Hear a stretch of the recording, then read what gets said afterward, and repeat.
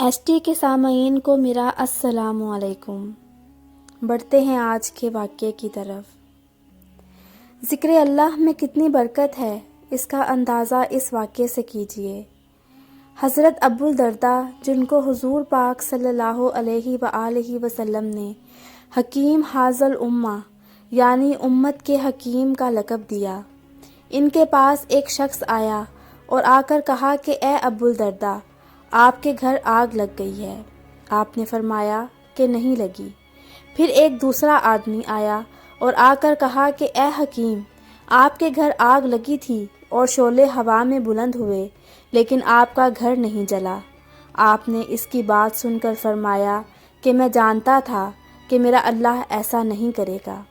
اس پر لوگوں نے کہا کہ اے ابو الدرداء، ہمیں نہیں معلوم کہ آپ کی کون سی بات زیادہ تعجب خیز ہے، یہ کہ گھر نہیں جلا یا یہ کہ میرا اللہ ایسا نہیں کرے گا۔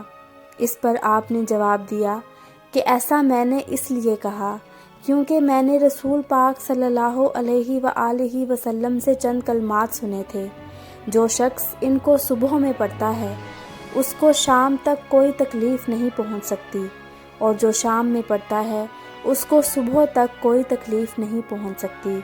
وہ کلمات یہ ہیں: بسم اللہ الرحمن الرحیم، اللہم انت ربی لا الہ الا انت علیک توکلت وانت رب العرش العظیم، ما شاء اللہ کان وما لم یشاء لم یکن ولا حول ولا قوة الا باللہ العلی العظیم، اعلم ان اللہ علی کل شیء قدیر وان اللہ قد احاط بکل شیء علما، اللہم انی اعوذ بک من شر نفسی ومن شر کل دابۃ انت آخذ بناصیتها ان ربی علی صراط مستقیم۔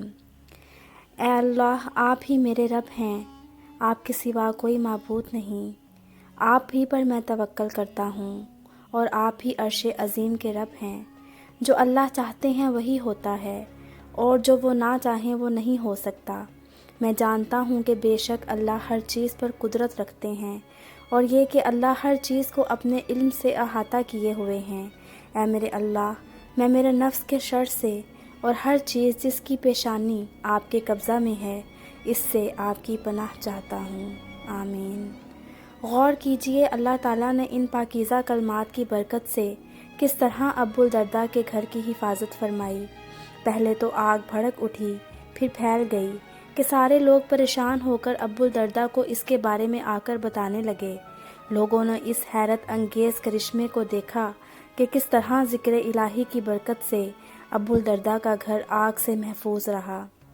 یہ سب کیا ہے سامعین محترم؟